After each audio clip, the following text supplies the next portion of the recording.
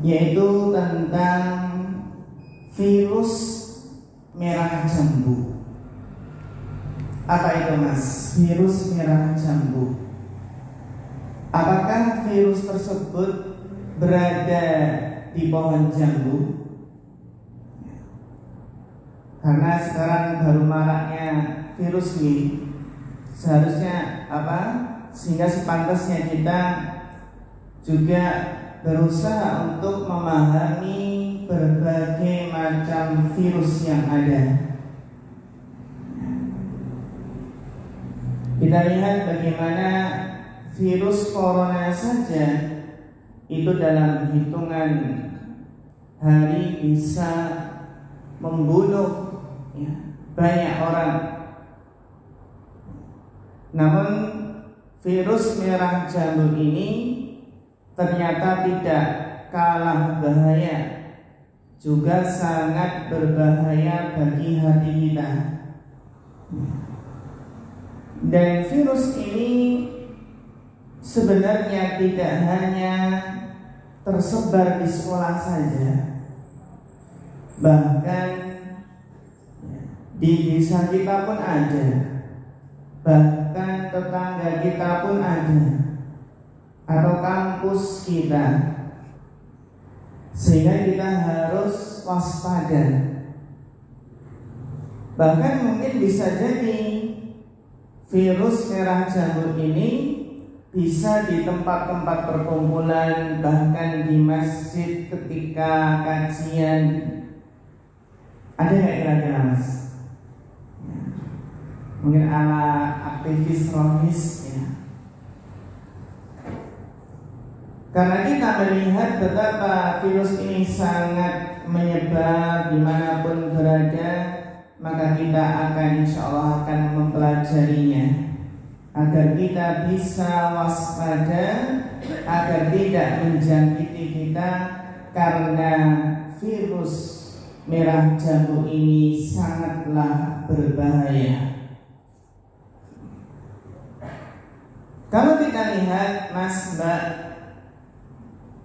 yang terjangkiti virus merah jambu ini bisa menjangkiti dari semua lini. Anak SD pun mungkin juga terkena virus ini. Anak SMP, SMA, kuliah, bahkan lulus kuliah bisa menjangkiti siapa saja. Bahkan yang sudah menikah pun terkadang masih terkena dengan virus merah jambu ini. Apakah virus tersebut? Iya, virus merah jambu inilah yang kita maksud adalah virus cinta. Adalah apa? Virus cinta.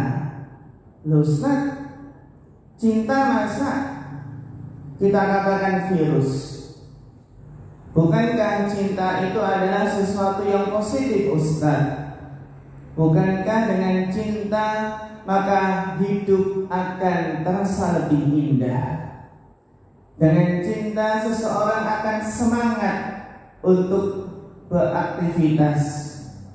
Cinta yang menjadikan hidup seseorang berseri-seri, hidupnya penuh dengan senyuman. Dengan cinta maka apa? Dunia terasa milik berdua. Itu kalau sudah jatuh cinta ya. Lalu di mana letak bahwasannya cinta itu mengandung virus? Cinta yang mengandung virus inilah cinta yang ternoda, cinta terlarang, cinta yang banyak negatifnya. Bahkan virus cinta ini katanya lebih sakit daripada sakit gigi. Benar gak, Mas? Pernah merasakan sakit virus cinta? Katanya sakitnya lebih sakit dari apa? Sakit gigi. Demikian juga Mbak, ternyata terkena virus merah jambu ini menjadikan seseorang gagal fokus, hilang konsentrasi, mengusik hati kita, bahkan menyiksa batin. Yang mana insya Allah akan kita pelajari apa sih gejala terkena virus merah jambu. Kalau kita semua mungkin sudah paham gejala seseorang terkena virus COVID-19. Di sini sudah ada yang positif, Mas. Mbak, bagaimana gejalanya? Batuk-batuk, pilek, panas, demam, terus lidah terasa pahit, tenggorokan sakit, tubuh lino-lino. Mungkin gejala corona ini antara satu orang dengan yang lain berbeda. Dan ternyata terkena virus merah jambu itu memiliki gejala. Yang gejala di awal-awal itu terasa enak, terasa indah. Kita semua mungkin bisa mengetahui bagaimana seseorang ketika jatuh cinta terhadap lawan jenis, awalnya adalah sangat berbunga-bunga, hidup terasa indah. Awalnya sangat indah karena terbayang-bayang wajahnya. Ini Mbak, Mas, tanda gejala terkena virus merah jambu adalah apa? Mau makan teringat dirimu, mau apa lagi? Mau tidur teringat suaramu, mau belajar teringat wajahmu, mau apa lagi? Bahkan mungkin ketika sholat Allahu Akbar kepikiran terus. Nah, ini yang harus kita waspadai, harus kita deteksi sejak dini. Ternyata gejala virus merah jambu yang pertama adalah mengusik hati, teringat dia. Sehingga apa? Memang gejala awal itu terasa indah, terasa apa? Berbunga-bunga karena ketemu dengan apa? Dengan lawan jenis yang ia cintai. Namun ternyata setelah gejala yang indah ini terasa nikmat, gejalanya berubah menjadi gejala yang mengusik hati, menyiksa hati. Karena tiap hari terbayang-bayang wajahnya. Apalagi sekarang baru online, jadi nggak bisa ketemuan di mana, di sekolah, di kampus. Gampang Ustaz, tinggal video call. Video call ya Mas ya. Sehingga akhir dari gejala tadi apa? Kelanjutan dari gejala tadi adalah menjadikan galau, sedih, kangen, sehingga banyak waktu yang terbuang sia-sia. Nanti sampai akhirnya prestasinya menurun, tidak produktif. Jadi memang gejala awalnya mungkin terasa indah, namun di pertengahan nanti akan merasakan sesuatu yang menyakitkan. Lalu bagaimana awal virus merah jambu ini bisa menjangkiti seorang pemuda, seorang pemudi? Ternyata awal mula virus merah jambu ini bisa menjangkiti seseorang yang pertama adalah lewat pandangan. pandangan yang tidak dijaga, mengumbar pandangan. Kalau anak mudanya ya cuci mata.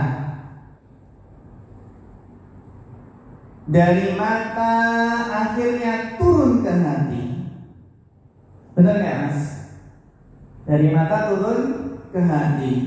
Ternyata dia hatinya terkena panah cinta.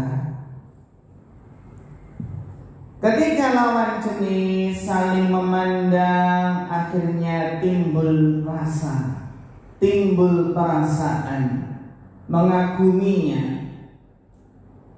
Kalau ikhwan biasanya ya, ikhwan dan akhwat itu dalam mengagumi lawan jenis itu kan banyak dari sisi yang dikagumi. Ada yang mengagumi apa? Secara fisiknya, ada yang mengagumi kepandaiannya. Terkadang mbak-mbak itu terkadang juga ngefans mungkin sama kakak kelas yang apa pinter, aktif berorganisasi. Terkadang seseorang itu jatuh cinta kepada akhlaknya dan lain sebagainya. Sehingga awal mula munculnya virus merah jambu ini adalah karena tidak menundukkan pandangan. Padahal Allah telah berfirman, "Qul lil mu'minina yaghuddu min absarihim wa yahfadhu min furujihim." Katakanlah kepada orang-orang yang beriman, hendaklah mereka menundukkan pandangannya dan memelihara kemaluannya. Maka untuk membentengi diri seseorang agar tidak terjerumus ke dalam virus ini adalah ghaddul basar, menundukkan pandangan. Ketika melihat lawan jenis, mungkin ada ketertarikan, mungkin ada kekaguman, segera tundukkan pandangan. Karena bagi Anda yang halal adalah pandangan pertama. An-nadratul ula, pandangan pertama itu memang halal, terutama nggak disengaja ya. Tetapi la tutbi'un nadratan nadroh, janganlah engkau ikuti pandangan pertama dengan pandangan yang kedua. Karena apa? Karena itu bisa menimbulkan perasaan. Sehingga ketika seseorang itu bisa menundukkan pandangannya, insya Allah hatinya akan terjaga. Bahkan sebagian ulama menjelaskan an-nadrah tu sahmun min sihamil iblis.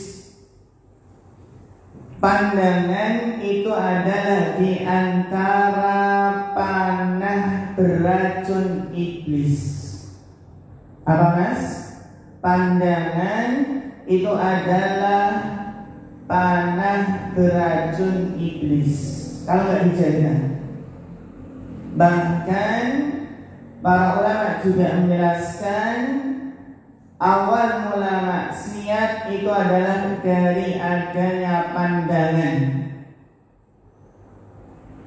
Sehingga untuk menjaga diri kita dari virus ini adalah apa? Kita jaga pandangan kita. Ketika mas-mas, mbak-mbak berselancar di dunia maya, ada lawan jenis yang mungkin memposting fotonya dibuat menarik, menjadikan lawan jenis itu tertarik, kagum, sehingga menundukkan pandangan ini tidak hanya di dunia nyata saja, tapi juga di dunia maya. HP itu bisa mendatangkan virus merah jambu. Betapa banyak remaja pemuda yang terkena virus merah jambu ini di Facebook. Betul nggak? Terkena di Facebook sehingga dia apa? Awalnya mulainya itu ketika awalnya mungkin nge-like gitu ya, kemudian komen, awalnya beri nasihat, sehingga sifat virus ini adalah sedikit demi sedikit bisa menyeret seseorang. Juga mbak-mbak harus hati-hati dari apa? Dari buaya. Buaya apa? Buaya darat. Yang awalnya mungkin apa? Yang awalnya memang sejak dari awal dia seorang ikhwan yang bersifat demikian ya, sedang mengincar mangsanya. Sehingga teman-teman yang dirahmati Allah Subhanahu wa taala, maka insya Allah ketika seseorang bisa menjaga pandangannya, insya Allah dia tidak akan gelisah, tidak akan terkena dengan virus ini.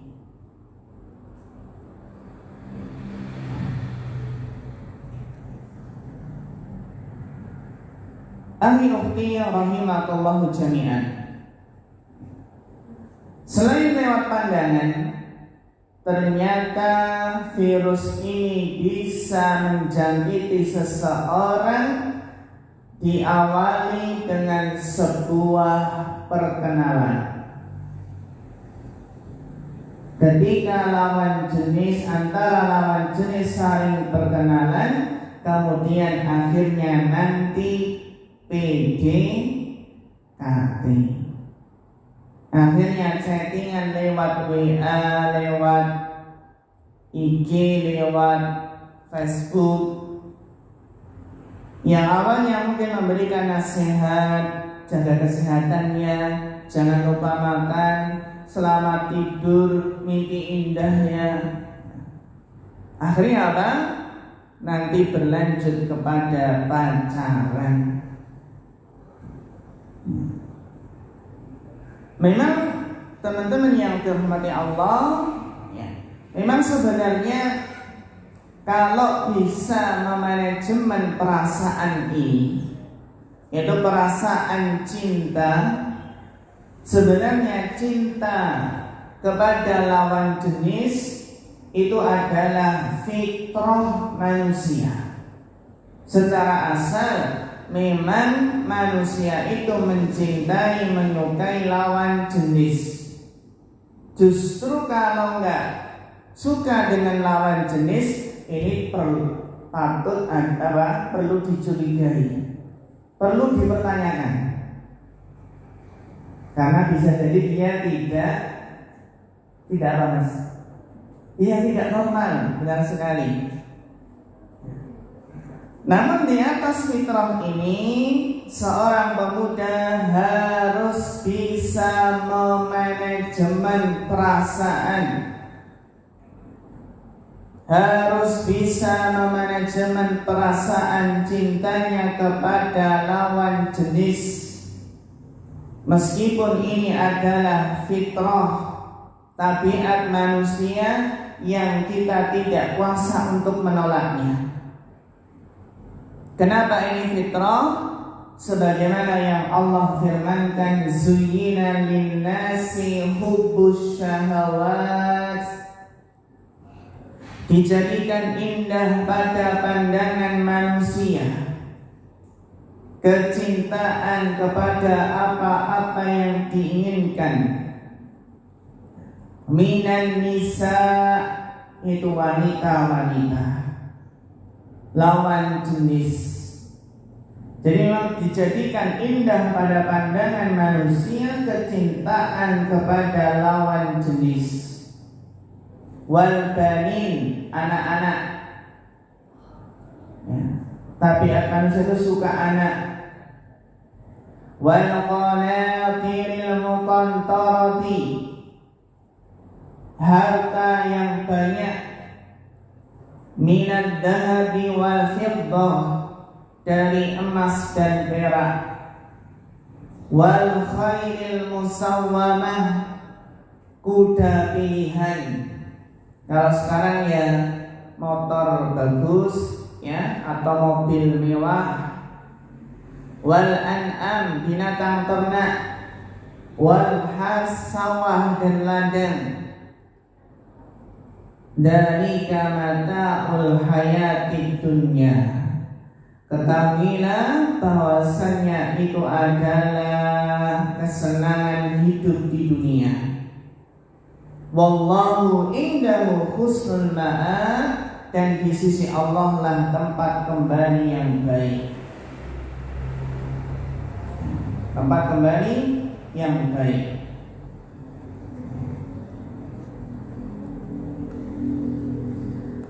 Jadi teman-teman yang dirahmati Allah, memang ini adalah fitrah manusia.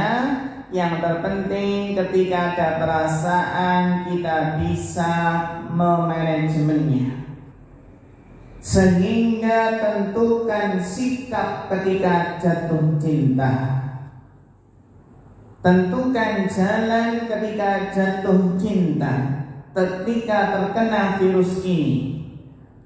Jangan biarkan cinta tersebut menggantung tanpa kejelasan. Kalau benar-benar sudah mampu, maka apa? Tentukan antara dua hal. Hal yang pertama adalah ketika jatuh cinta, halalkan dengan ijab sah. Sudah siap mas? Ijab sah? Belum ya? Belum Ustaz, masih lama ini ya. Tentukan antara dua hal. Kalau sudah siap, halalkan dengan ijab sah.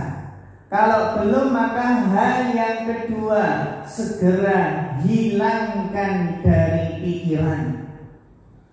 Karena itu menguras waktu, menguras tenaga, menguras pikiran.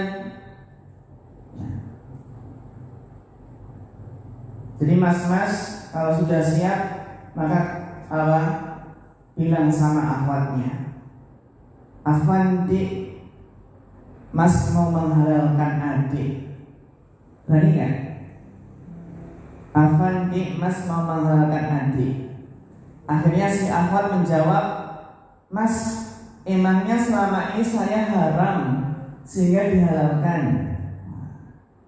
Enggak gitu ya kan, menghalalkan dengan apa? Ijab sah. Ya haram karena kalau pacaran kan haram. Sehingga apa?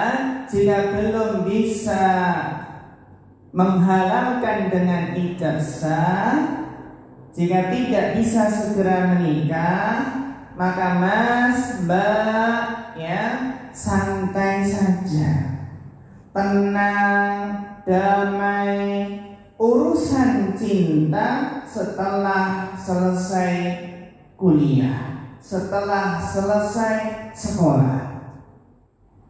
Karena kalau dalam masa belajar disibukkan dengan virus merah jambu ini, maka akan banyak kerugian yang akan didapatkan. Fokus pada ilmu, pengembangan diri.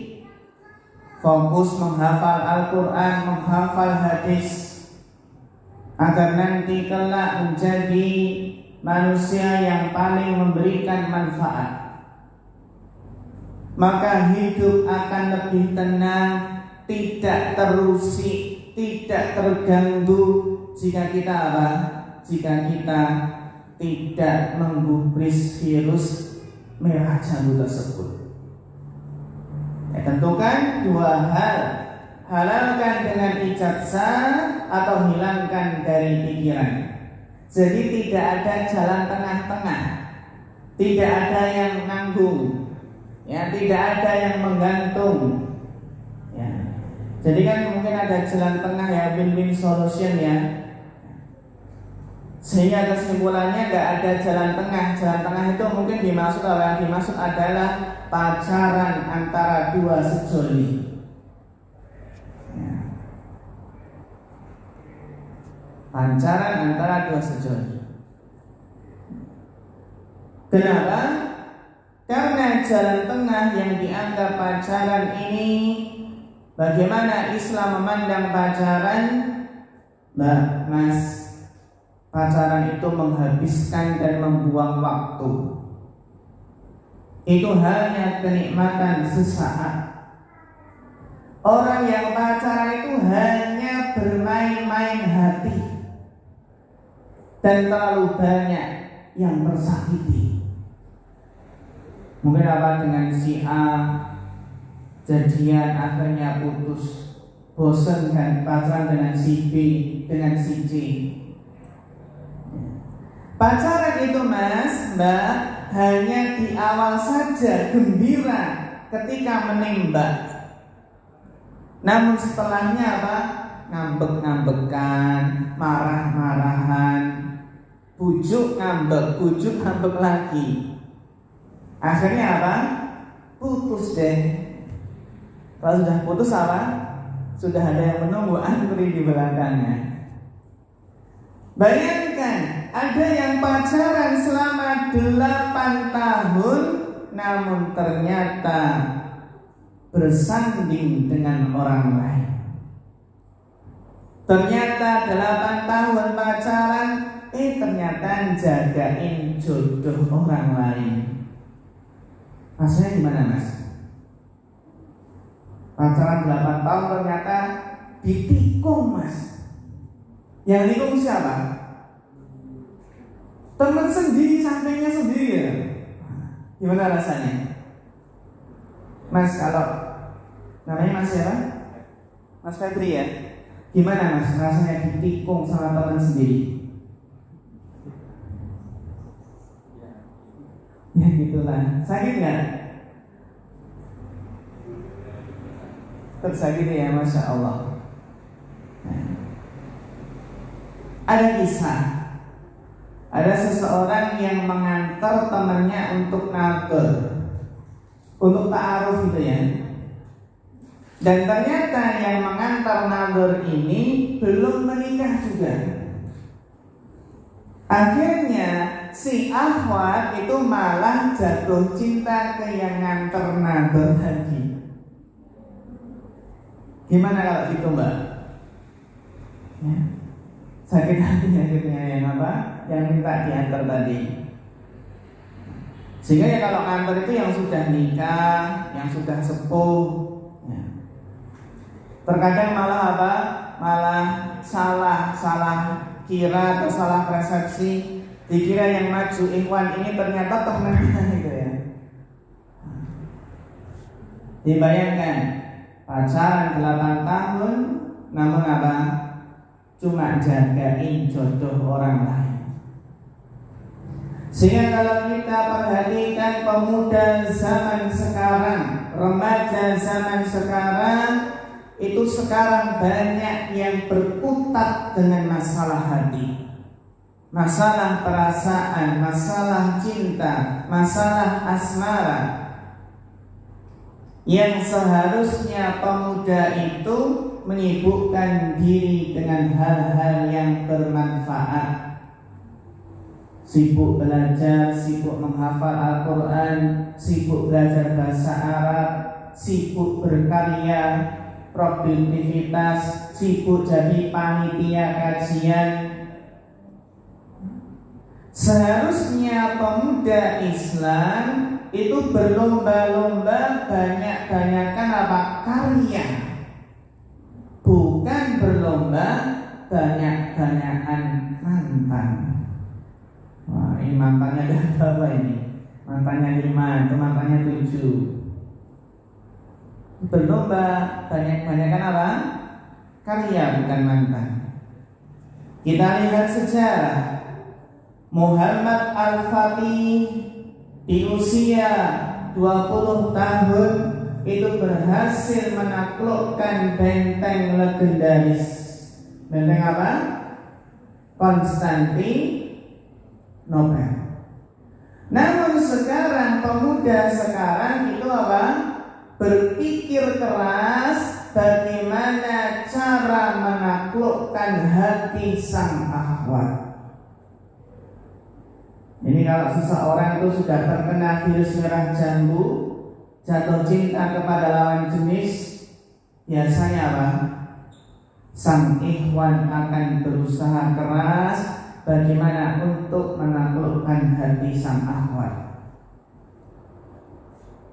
Kalau Muhammad Al-Fatih mendengar di sana ada kaum muslimin yang dizalimi, maka Muhammad Al-Fatih mengatakan, saya tidak terima kalau ada kaum muslimin yang dizalimi.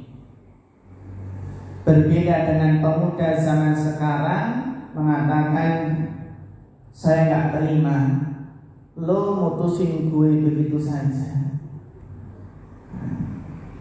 Kalau pemuda zaman dahulu mas, itu bersimbah darah dalam perjuangan di medan jihad, maka pemuda sekarang pun juga bersimbah darah di pojokan kamar. Ternyata sedang menyayat tangannya sendiri alias bunuh diri. Ada nggak yang bunuh diri karena putus? Ada ya? Ada yang menyayat tangannya, bahkan ada yang minum baygon. Di desa saya ada bapak-bapak namanya baygon. Kenapa kok dinamakan baygon?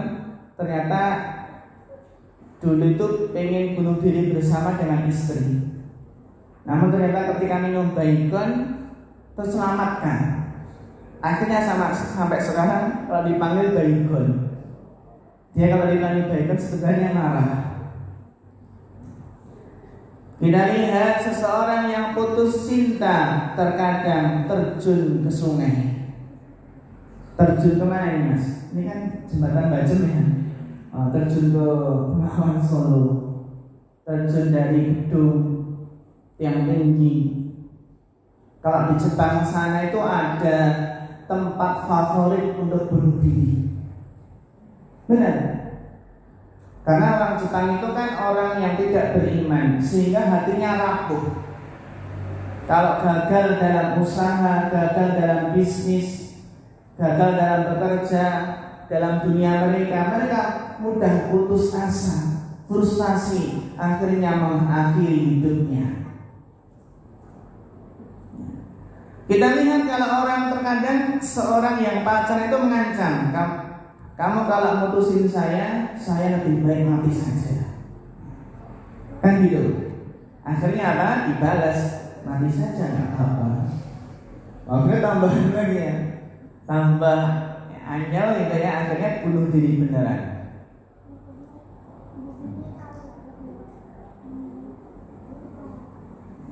Jadi pemuda yang menyayat tangannya sendiri tadi, ternyata pujaan hatinya itu telah dilamar oleh orang lain, dan ternyata temannya sendiri. Jadi mas mbak, tidak ada istilah pacaran Islami atau yang dikenal dengan pacaran bawah tanah. Bagaimanakah pacaran Islami itu? Mungkin sebagian ada yang mengatakan di antara contoh pacaran Islami mungkin ada seorang akhi mengirimkan pesan WA kepada seorang ukhti mengatakan, "Assalamualaikum ya ukhti, jangan lupa sholat malam ya." Padahal dia apa? Nonton bola. SMS itu jangan lupa sholat malam, dia malah sih nonton bola. Tengah malam buka HP, ternyata ada 20 miss call. Assalamualaikum ya akhi, jangan lupa sholat malam, berdoalah di waktu yang mustajab. Semoga akhi Allah pertemukan dengan wanita pujaannya. Mungkin pacaran Islam itu bisa kita katakan janjian bertemu nanti di tempat pengajian. Sebagian mengatakan pacaran Islami dengan mengatakan ya ukhti uhibbuki fillah. Wahai ukhti, saya mencintaimu karena Allah. Saya mencintaimu karena akhlak ukhti. Karena apa? Karena ukhti soleha. Jadi apa? Ketika kita baru belajar, maka kita fokus dalam menuntut ilmu. Tidak perlu, istilahnya itu tidak perlu membooking cinta. Apalagi kok membooking virus merah jambu. Laki-laki yang bingung mencari cinta. Laki-laki itu apa? Bingung mencari cinta karena hakikat laki-laki itu mencari. Berbeda dengan wanita, wanita itu cemas menunggu cinta. Karena hakikat wanita adalah menunggu.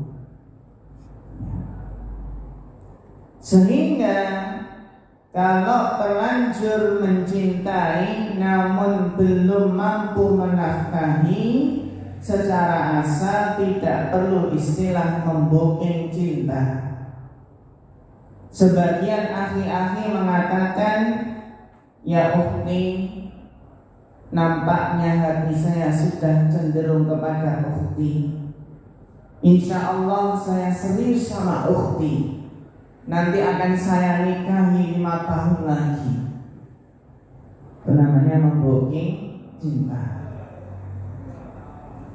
Kalau kita pemuda yang produktif, ya, tidak perlu membooking cinta, tapi kita sibukkan dengan buku-buku yang ada di rak kamar, sibuk mendatangi majelis ilmu, sibuk setoran hafalan. Ketika kita masih belajar, maka kita sibuk berbakti, mencari senyum ayah, sibuk menyelesaikan amanah sekolah dari ibu. Bahkan ada yang pemuda-pemudi itu apa? Masih muda tapi sibuk membangun, memulai bisnis kecil-kecilan. Mungkin dia bisnis online akhirnya sukses, berhasil. Jadi kenapa seseorang itu tidak perlu membooking cinta? Karena apa? Karena kita yakin akan janji Allah. Allah berfirman dalam surat An-Nur ayat 26. Al-khabisatu lil-khabisina. Wanita-wanita yang buruk untuk laki-laki yang buruk pula. Wal-khabisuna lil-khabisat. Laki-laki yang keji, yang buruk itu untuk wanita-wanita yang buruk pula. Wattaibatu lit-taibina. Wanita-wanita baik ya untuk laki-laki baik.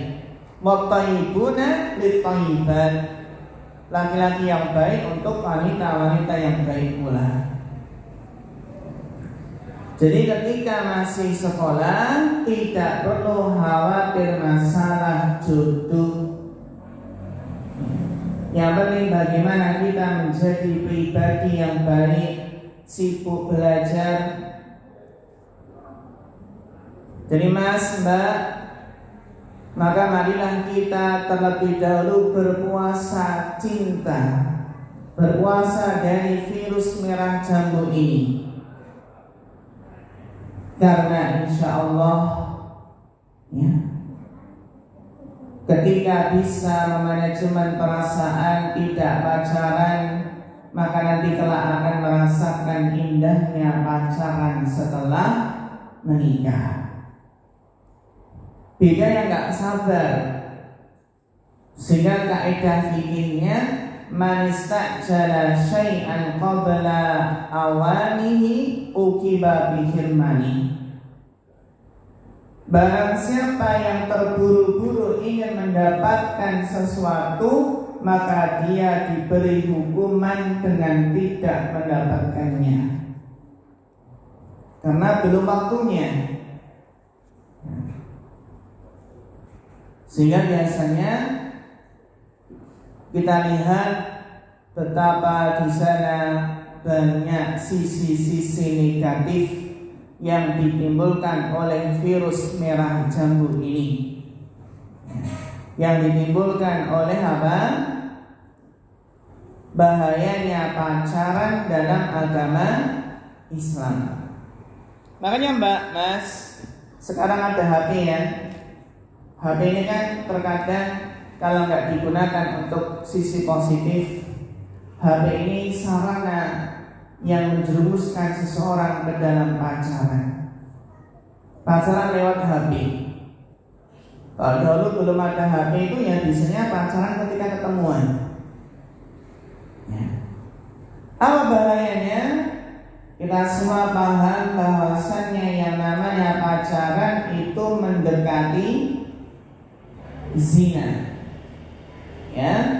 Karena tentunya dari anggota tubuh kita itu ada yang harus dijaga.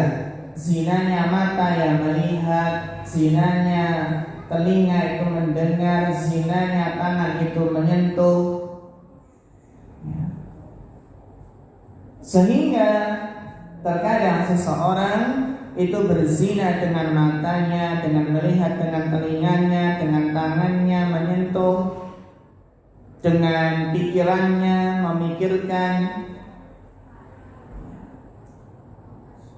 Belum lagi pacaran itu menghilangkan konsentrasi, menjadikan seseorang gak semangat belajar, menguras otak, membuyarkan konsentrasi, fokusnya jadi hilang. Sehingga banyak kerugian yang akan didapat, ya. Bahkan melemahkan iman. Karena maksiat itu akan mengurangi keimanan, melemahkan iman yang usul iman. Bahkan terkadang pacaran itu mengajarkan kepada kemunafikan. Orang pacaran itu mengajarkan diri untuk menjadi munafik. Kenapa? Karena terkadang seseorang berbohong ini dan itu hanya untuk menyenangkan si pacar. Dan terkadang ketika orang pacaran itu mengumbar janji-janji yang tentunya belum pasti ditepati ya. Sering mengumbar rayuan yang di situ apa? Rayuan palsu. Belum lagi apa produktivitas dan belajarnya nggak semangat. Tambah lagi apa Mas? Menjadikan hidup boros. Bener nggak? Boros ya. Karena apa? Kadang harus mentraktir pacarnya untuk kencan, untuk dan lain sebagainya, untuk hadiah, menjadikan kantong kering. Akhirnya apa? Kepala pusing, ujung-ujungnya merengek pada orang tua untuk apa? Mendapatkan tambahan uang jajan. Sebenarnya seharusnya malu ya seorang pemuda yang masih sekolah, yang masih ditanggung biayanya oleh orang tua, tapi apa? Pacaran dengan apa? Dengan uang yang diberikan oleh orang tua.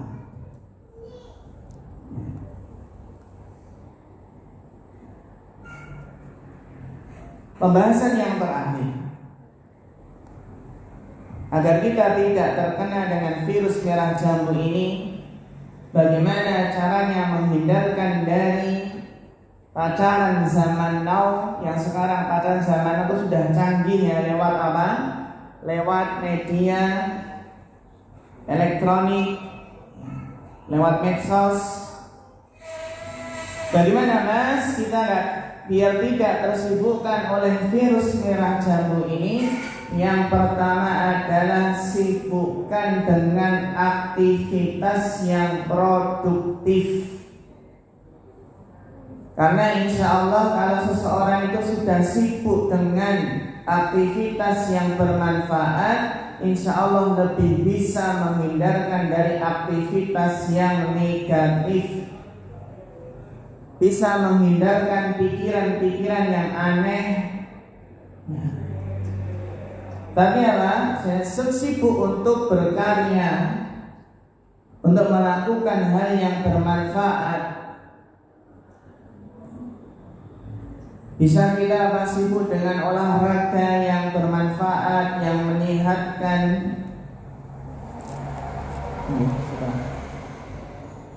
Sebagaimana perkataan para ulama bahwasannya waktu luang bagi pemuda itu merusak.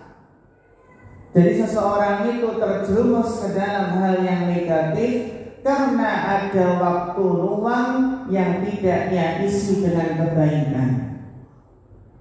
Waktu luang yang tidak diisi dengan kebaikan ini akan menjerumuskan seseorang ke dalam hal yang negatif. Jadi seseorang itu kenapa terjerumus ke dalam hal yang negatif? Karena banyak waktu luang yang tidak diisi dengan hal-hal yang positif. Jadi Mas, Mbak, kita sibukkan diri kita ya, sibukkan dalam hal-hal yang bermanfaat sehingga tidak ada waktu, tidak ada peluang atau kesempatan untuk memikirkan virus merah jambu. Jadi memang pemuda itu harus sibuk. Jangan nganggur. Kalau nganggur nanti pikirannya kemana-mana. Ini kiat yang pertama agar selamat dari virus merah jambu apa? Banyak melakukan aktivitas yang produktif. Yang kedua, bergaul dengan orang-orang soleh, teman-teman yang soleh. Karena kalau kita bergaul dengan teman soleh, ini akan menghindarkan dari pergaulan buruk. Kalau bergaul dengan teman yang suka pacaran, nanti lama-kelamaan akan ikut-ikutan pacaran. Jadi apa? Bergaul dengan orang soleh, menjauhi pergaulan bebas, ya, hubungan lawan jenis yang tanpa batas, sehingga harapannya ketika bergaul dengan orang soleh, semoga kita mendapatkan jodoh yang soleh pula.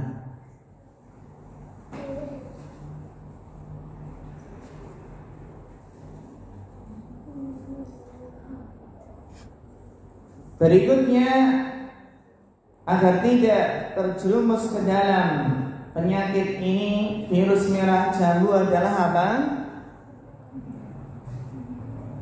Mengisi pikiran dengan hal-hal yang positif.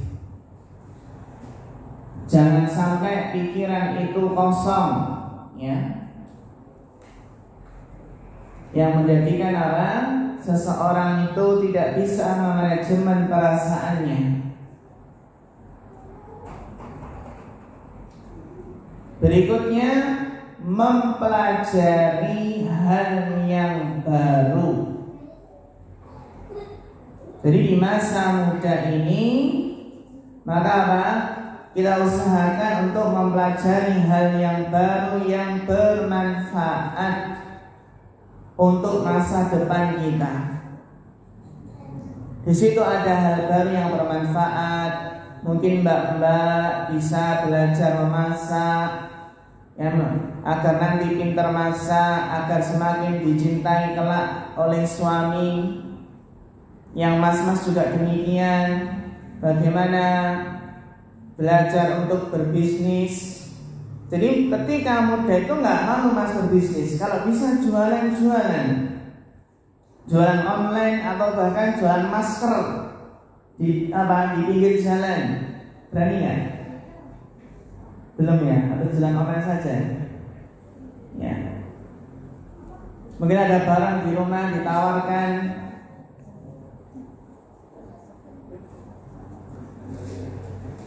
Sehingga seseorang itu akan bisa selamat dari virus ini apabila menyibukkan diri dengan hal-hal yang positif, sibuk mempelajari ilmu agama, sibuk menuntut ilmu, sibuk menghafal Al-Quran, menghafal hadis, belajar nahwu, belajar shorof.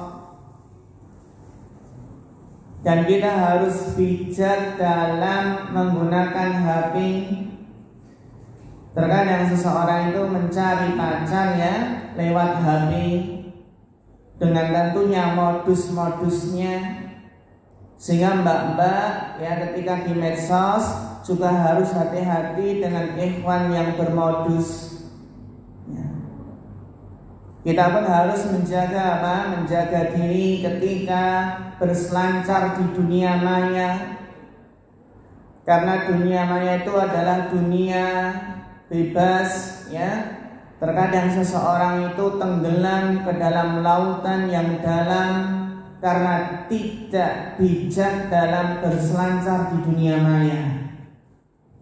Insya Allah kalau kita bisa bersikap bijak dalam menggunakan HP, insya Allah kita akan ya selamat dari yang namanya pacaran lewat dunia maya, telepon-teleponan, video call ya, dan lain sebagainya. Sehingga kesimpulannya yang harus kita pahami bahwasannya virus merah jambu ini bisa menjangkiti siapa saja, kapan saja, di mana saja. Dan ketika mungkin timbul perasaan, timbul virus ini, maka kita harus bisa memanajemen perasaan dengan mengatakan, ya saya sibuk belajar, tidak ada waktu untuk memikirkan lawan jenis, urusan cinta setelah apa? Setelah belajar selesai. Karena memang ketika sudah jatuh cinta dengan lawan jenis, kemudian pacaran, maka banyak sekali hal-hal negatif yang akan menimpanya.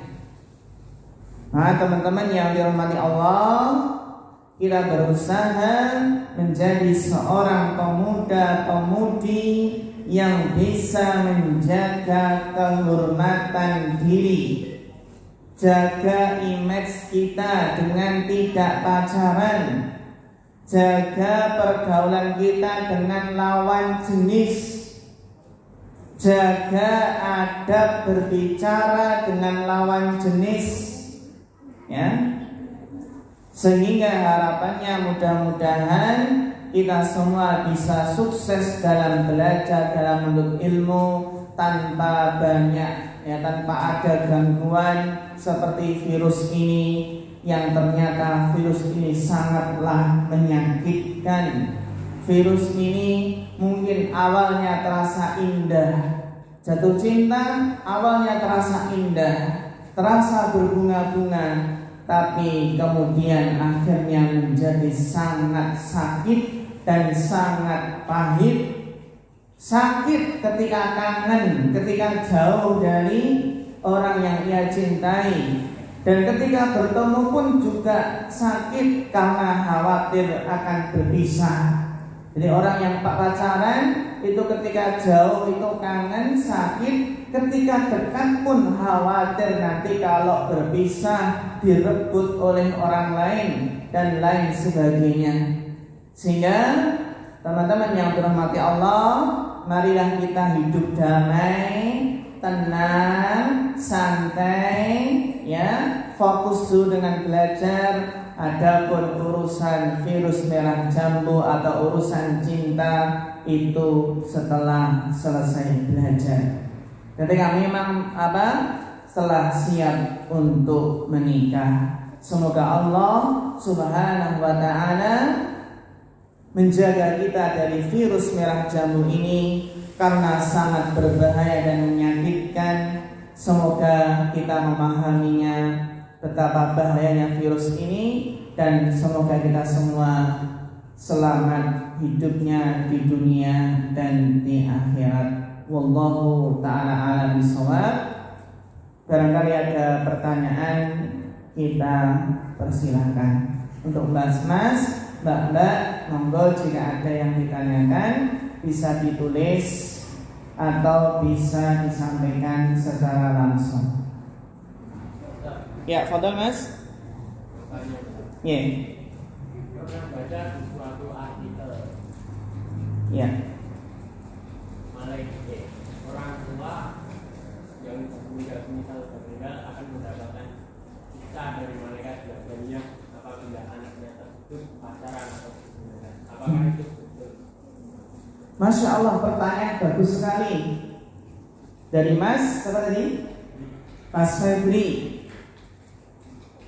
Pernah membaca artikel, apakah benar orang tua nanti akan disiksa dengan malaikat zabaniyah ketika sudah meninggal dan anaknya di dunia itu pacaran?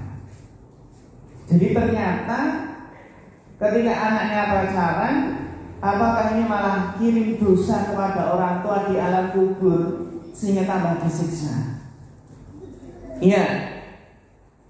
Jawabannya adalah jika dahulu orang tua tidak mendidik anaknya, tidak menjaga anaknya, membiarkan anaknya pacaran, bergaul dengan lawan jenis tanpa batas.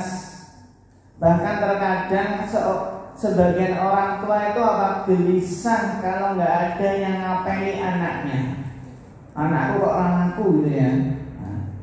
Kalau memang orang tua nggak mendidik anak, nggak dididik ilmu agama sehingga pergaulan bebas, pacaran, maka orang tua akan bertanggung jawab kelak di akhirat. Orang tua bisa mendapatkan kiriman dosa. Dalam istilah apa? Dosanya akan bertambah banyak karena apa? Anaknya ia telantarkan, nggak dididik sehingga pacaran. Ini yang pertama ya. Kalau anaknya pacaran gara-gara orang tua nggak mendidik, maka apa? Orang tua bisa disiksa. Tapi kalau orang tua sebenarnya sudah mendidik, mengajari ilmu agama, disekolahkan ya di sebuah lembaga ilmu agama, sudah apa? Dididik dengan baik, tapi ternyata apa? Anaknya tetap nekat. Kan hidayah di tangan Allah ya. Bisa jadi sebenarnya orang tuanya soleh, mendidik anak dengan sebaik-baiknya, tapi kan hidayah di tangan Allah. Yang penting sudah dididik dengan baik, tapi anaknya tak masih ngeyel, pacaran, maka orang tua di sana tidak disiksa. Karena di dunia sudah mendidik anaknya dengan baik. Cuma kan hidayah di tangan Allah. Jadi tergantung sebabnya ya mas ya. Ini sebabnya kalau anaknya pacaran karena nggak didik, orang tua disiksa. Tapi kalau sudah berusaha mendidik dengan baik, maka apa? Maka itu bukan salah atau bukan dosa orang tua. Bisa dipahami ya? Wallahu ta'ala a'lam bishawab. Iya, tafadhal. Barangkali ada pertanyaan lagi, kita persilakan.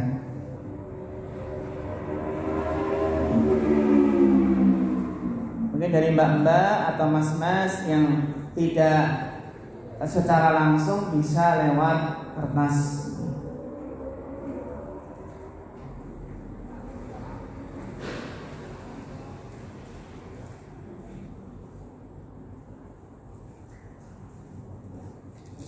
Iya, monggo. Itu kalau soal orang tua itu mendidik anak itu kalau mau apa itu mau punya anaknya membuat surat itu kalau masih tidur itu dibangunin kalau sudah sekali dua kali nggak bisa kalau main ke tangan boleh. Iya. Bagus sekali ketika orang tua mendidik anaknya agar sholat, membangunkan sholat ya 1-2 kali kok susah ya untuk dibangunkan. Boleh nggak main tangan, boleh nggak memukul, Rasulullah SAW menjelaskan muru abna'akum bis-shalah, perintahkanlah anak kalian sholat ketika berumur 7 tahun. Itu sudah diperintahkan sholat. Wadribuhum 'alaiha, dan pukullah anak itu jika sudah 10 tahun kok nggak mau sholat, maka boleh dipukul. Tapi catatannya, pukulan di sini pukulan mendidik, bukan pukulan melukai, bukan pukulan menyakitkan. Maksudnya apa tuh? Biar nurut. Jadi nggak boleh mukul wajah, mukul kepala, mukul anggota badan yang berbahaya. Pukulan yang apa? Pukulan yang di situ mendidik dan nggak membekas, nggak melukai. Contohnya dipukul di mana? Dipukul sekarang mak, pukul pakai apa? Jangan pakai pisau ya. Pukulannya nggak membekas, nggak melukai, tapi itu pukulan kasih sayang, pukulan mendidik, gitu ya. Jadi boleh, tapi nggak boleh selangnya pukul kepala, wajah itu nggak boleh, apalagi melukai, menyakiti. Ya. Tapi pukulan kasih sayang, pukulan mendidik, gitu ya. Ya, jadi secara asal memang boleh, tapi pukulannya ini harus diperhatikan bagaimana bentuknya, bagaimana merealisasikannya. Ini pertanyaan bagus. Ada lagi? Mungkin dari mbak-mbak di belakang.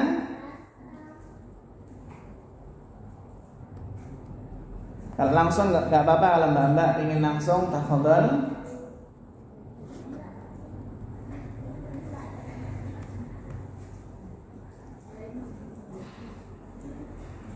Sudah nggak ada? Ya, baik, syukran, barakallahu fikum. Ya, semoga kita semua bisa memanajemen perasaan kita ketika timbul rasa suka, rasa cinta kepada lawan jenis, sehingga tidak mengusik hati, mengganggu produktivitas kita. Dan semoga Allah Subhanahu wa Ta'ala memberikan taufik dan pertolongannya, sehingga kita bisa selamat dari virus merah jambu, virus yang sangat mengusik dan sangat berbahaya ini. Demikian yang bisa disampaikan, mudah-mudahan bermanfaat. Ada kekurangan mohon maaf. Fanas'allahu ta'ala al-huda wal tuqa wal afafa wal ghina. Fa akhirul kalam. Wassalamualaikum warahmatullahi wabarakatuh.